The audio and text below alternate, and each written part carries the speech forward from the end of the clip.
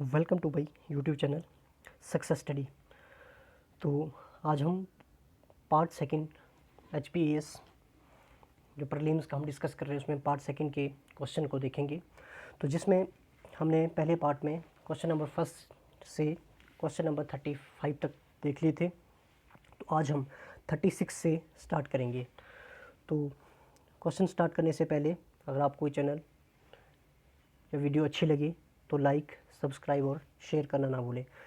So question number 36 is which state topped the good governance index GGI launched by central government on 25 दिसंबर 2019। 25 दिसंबर 2019 को केंद्र सरकार द्वारा शुरू की गई सुशासन सूचकांक GGI में कौन सा राज्य शीर्ष पर रहा? Option A Tamil Nadu is right answer. So question 37 which of the following was not Arya समाजिस्ट। इनमें से कौन आर्य समाजिस्ट नहीं था? तो option B is right answer, Baba Ramchandra. Question number 38 which of the following organisation was last to be established. इनमें से कौन सी जो संगठन जो बाद में स्थापित हुआ? राष्ट्रीय स्वयंसेवक संघ 1925 में सबसे लास्ट में स्थापित हुआ था। Question number 39 when was the vernacular press act passed. Vernacular press अधिनियम किस वर्ष पारित हुआ? ये पारित हुआ है 1878 में during the time period of Lord Linton was the governor general of that time who passed the Vernacular Press Act. Question number 40 which of the following region did the Pavna revolt 1873-76 takes place? पवना विद्रोह 1873 और 76 निम्नलिखित में से किस क्षेत्र में हुआ है? ये जो मेनली ये आपके बंगाल क्षेत्र में हुआ था। Option C is right answer. Question number 41 in which year was first session of the chamber of princes held. Chamber of princes का सर्वप्रथम अधिवेशन किस वर्ष में आयोजित हुआ? ये 1921 में हुआ। चैम्बर ऑफ प्रिंसेस या इसको नरेंद्र मंडल भी कहा जाता है, जिसका प्रथम अधिवेशन 1921 में आयोजित हुआ। Question number 42 who presided over the commission appointed on famine policy in 1880। 1880 में जो 1880 में अकाल नीति का पर नियुक्त आयोग की अध्यक्षता किसने की थी? तो इसकी अध्यक्षता ऑप्शन बी रिचर्ड स्ट्रेची ने की थी। Question number 43 which of the following attended the Congress of oppressed nationalities at Brussels in 1927। 1927 में ब्रुसेल्स में हुए कांग्रेस ऑफ ऑप्रेस्ड नेशनलिटीज में निम्नलिखित में से कौन उपस्थित था? ऑप्शन डी जवाहरलाल नेहरू उसमें उपस्थित थे। Question number 44 but was Ulgulan. Ulgulan क्या था? उलगुलन एक मुंडा रिवोल्ट को ही उलगुलन कहा जाता है। Question number 45 which of the following organisation was the last to be established. इनमें से कौन सी जो संस्था थी जो बाद में स्थापित हुई? ऑप्शन बी मद्रास महाजन सभा इनमें से सबसे बाद में एस्टेब्लिश हुई। Question number 46 when did the British prime minister climate Italy declare in the British Parliament that transfer of power to responsible Indian hands will be done by June 1948। British प्रधानमंत्री ने British संसद में कब यह घोषणा की कि जून 1948 तक उत्तरदायी भारतीयों के हाथों में सत्ता का हस्तांतरण किया जाएगा? ये घोषणा उन्होंने 20 फरवरी 1947 को की थी। So option B is right. Question number 47 which of the following works was written by Sachindra Nath Sanyal to attract the youth to revolutionary nationalism. युवाओं को क्रांतिकारी राष्ट्रवाद की ओर आकर्षित करने के लिए सचिंद्र नाथ सान्याल ने निम्नलिखित में से किसकी रचना की थी? तो इनमें से बंदी जीवन सचिंद्र नाथ सान्याल की एक बहुत ही फेमस या रिवोल्यूशनरी बुक थी, जो इसका वर्क था, जिससे कि उन्होंने यूथ को रेवोल्यूशनरी नेशनलिज्म की ओर आकर्षित किया। सो option D is right answer. Question number 48 which of the following is not a soil type of India। निम्नलिखित में से कौन सॉइल टाइप इंडिया में नहीं है? सो ऑप्शन डी कोइस भारत की मिट्टी का प्रकार नहीं है। Question number 49 Jalandhar Doab is closely related to which of the following. Jalandhar Doab का संबंध निम्नलिखित में से किससे है? दाऊब का मतलब एक ऐसा एरिया जिसके दोनों तरफ से नदियाँ होती हैं, या सिंपली कहा जा सकता है कि दो नदियों के बीच का जो क्षेत्र होता है उसको दाऊब कहा जाता है। जलंधर की देखा जाए तो जलंधर जो एरिया बिटवीन दी ब्यास और सतलुज के बीच में बसता है, तो इसको जलंधर दाऊदपुर, ऑप्शन डी इसका राइट आंसर है। Question number 50, which of the following is the highest peak in eastern ghat. Eastern ghat की सबसे ऊंची चोटी अरमाकोंडा ईस्टर्न घाट की सबसे ऊंची चोटी है। Question number 51, Khetri has rich deposit of, Khetri में समृद्ध जमा होता है। खेतड़ी राजस्थान कॉपर के लिए बहुत ही फेमस है। Question number 52, option C is right answer for 51। Question number 52, 49th parallel is associated with, 49वें समानांतर के अनुसार कौन सा देश, इसमें कनाडा और यूएसए के बीच में ये जुड़ी है। So option B is right answer. Question number 53, Lena river of Russia empties in, रूस की लीना नदी मिलती है, ये ऑप्शन ए लेप्तेव सी के पास मिलती है।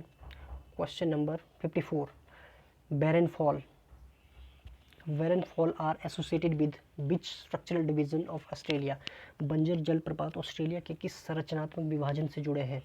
Option is right answer, the eastern highlands, पूर्वी highlands.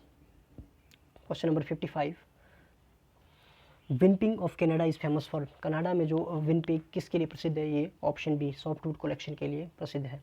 Question number 56, which among the following variables factor are not used in the constructing human development index in India, Bharat के मानव विकास सूचकांक के निर्माण में निम्नलिखित चरकारकों में से कौन सा उपयोग नहीं किया जाता है। तो इसका राइट आंसर है मॉर्बिडिटी, रुग्णता, जिसको कि HDI को काउंट करने में नहीं किया जाता है। Question number 57, disguised unemployment means, प्रच्छन्न बेरोजगारी का मतलब है। Option A is right answer, marginal productivity of labour is 0। And question number 58, human development index does not use which parameter while measuring gender inequality, मानव विकास सूचकांक लैंगिक असमानता को मापने के लिए किस पैरामीटर का उपयोग नहीं किया जाता है। तो इसमें हेल्थ का यूज़ भी होता है, शिक्षा का यूज़ भी होता है, command over the economic resources का यूज़ होता है। तो इसमें सेक्स रेशो या लिंग अनुपात का यूज़ नहीं होता है। So option A is right answer. Question number 59, Sankalp scheme is launch to provide, Sankalp एक लॉन्च प्रोवाइड करता है market relevant training to youth, simply बोला जा सकता है स्किल प्रोवाइड के लिए यूज़ होता है, जिसको मिनिस्ट्री ऑफ स्किल इंडिया ने लॉन्च किया है। Question number 60, golden rule of fiscal policy in India is, इसका जो राइट आंसर है borrowing only for public investment, option B is right answer. Question number 61, which of the following is an example of management performance indicator, इनमें से management performance indicator का संकेतक का उदाहरण है raw material used per unit of product, option A is right answer. Which of these is dimensions of the corporative social responsibility, इनमें से कौन सा कॉर्पोरेट सामाजिक जिम्मेदारी का आयाम है। So option D philanthropic is right answer, option D is right answer. Question number 63, NGO are recognized as dash to focus and fix the problems present in the development process, NGO को विकास प्रक्रिया में मौजूद समस्याओं का ध्यान केंद्रित करने के लिए ठीक करने के लिए डैश ठीक के रूप में मान्यता प्राप्त है। मैजिक बुलेट, जादुई गोली, option C is right answer. Which of the following is a primary goal of the sustainable development, sustainable development की प्राइमरी गोल, ऑप्शन डी, इसमें कि moderating emission and waste. Question number 65, eco mark level of India is, भारत का eco mark level, option B an earthen pot है। Eco mark level की बात करें तो 1991 में इसको ऐड किया गया था, जिसका जो लोगो था एक अर्दन पॉट है, option B is right answer. Question number 66, mass extinction of the species do not occur due to which of the following factor, mass निम्न में से किस कारण प्रजातियों का सामूहिक विनाश नहीं होता। तो इसका जो राइट आंसर होगा ऑप्शन डी, प्रिडेशन, शिकार इसका राइट आंसर होगा। अगर आपको इस क्वेश्चन से रिलेटेड कुछ एक क्वेरी, अगर आपको कुछ इसका आंसर कुछ और लगता है तो आप राइट आंसर इसका कमेंट बॉक्स में दे सकते हैं। मेरे हिसाब से इसका आंसर प्रिडेशन होना चाहिए। Question number 67, 40 watt electric bulb is used 6 hour every day, the number of the electric units is consumes in 30 days are. 40 watt बिजली के बल्ब का उपयोग हर दिन 6 घंटे किया जाता है, तो 30 दिनों में इसकी खपत करने वाला। तो ये क्वेश्चन आपको सॉल्व करना था, तो जिसका जो राइट आंसर था वो डी, ऑप्शन डी सही आना था। Question number 68, in nuclear fusion of uranium 235 with a slow neutron bombardment produce energy approximately. एक धीमे न्यूट्रॉन बमबारी के साथ यूरेनियम 235 के परमाणु विखंडन में लगभग ऊर्जा का उत्पादन होता है। ये इसका right answer option C 200। Question number 69, the dental alloy used for teeth filling contents. Dental alloy जो कि टीथ फिलिंग में यूज़ होता है, इसका जो राइट आंसर ऑप्शन ए, जिसमें silver, mercury, tin, copper and zinc होता है। Question number 70, which of the following substances is not responsible for water hardness. इनमें से कौन सा जो पदार्थ है जो पानी की कठोरता के लिए जिम्मेवार नहीं है। इसका right answer option C, calcium nitrate is not responsible for water hardness. Question number 71, the different plant part in which leucoplast present are. इनमें से कौन सा प्लांट का या पौधे का भाग है जिसमें ल्यूकोप्लास्ट उपस्थित नहीं होता है या मौजूद नहीं होता है। ल्यूकोप्लास्ट की अगर बात करें तो ल्यूकोप्लास्ट एक कलरलेस पिगमेंट है जो कि कलर शो नहीं करता है। दूसरी तरफ क्लोरोफिल को देखा जाए तो क्लोरोफिल एक कलर्ड पिगमेंट है। तो क्वेश्चन ये है कि इनमें से कौन सा पदार्थ है या भाग है पौधे का जिसमें ल्यूकोप्लास्ट मौजूद होता है, कलरलेस पार्ट। तो option A, roots and underground stem. Question number 72, pteridophyta do not have. Pteridophyta में नहीं होते हैं। टेरिडोफाइटा में देखा जाए तो उसमें फ्लावर्स नहीं होते हैं, बाकी लीव्स, स्टेम, रूट्स उसमें ऑलरेडी प्रेजेंट होती है, जो उसमें फ्लावर्स नहीं होते हैं। Question number 73, in which group of animals coelom is filled with blood. जानवरों के किस समूह में शरीर की गुहा खून से भर जाता है। So option B is right, arthropoda. Question number 74, lack of oxygen in muscle often leads to cramps among athletes. The reason for this is मांसपेशियों में ऑक्सीजन की कमी के से अक्सर खिलाड़ियों में ऐंठन होती है। इसका कारण है ये मेनली ये conversion of pyruvate to lactic acid होती है।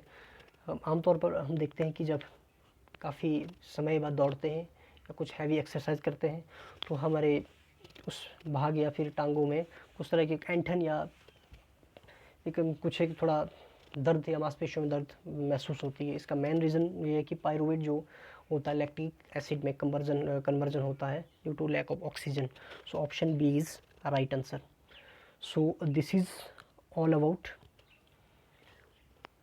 पार्ट सेकंड में, जिसमें हमने क्वेश्चन नंबर 36 से 74 तक सॉल्व किए। सो आज के लिए इतना ही। अगर आपको वीडियो पसंद आती है तो उसको लाइक, कमेंट और शेयर करें। अगर आपको इस वीडियो में या कुछ क्वेश्चन से रिलेटेड क्वेरी या कुछ क्वेश्चन में असमंजस है या कुछ क्वेश्चन में गलती लग रही है तो उसका राइट आंसर या कुछ से रिलेटेड उन चीज़ों को आप कमेंट बॉक्स में शेयर करते हैं। तब तक के लिए थैंक यू।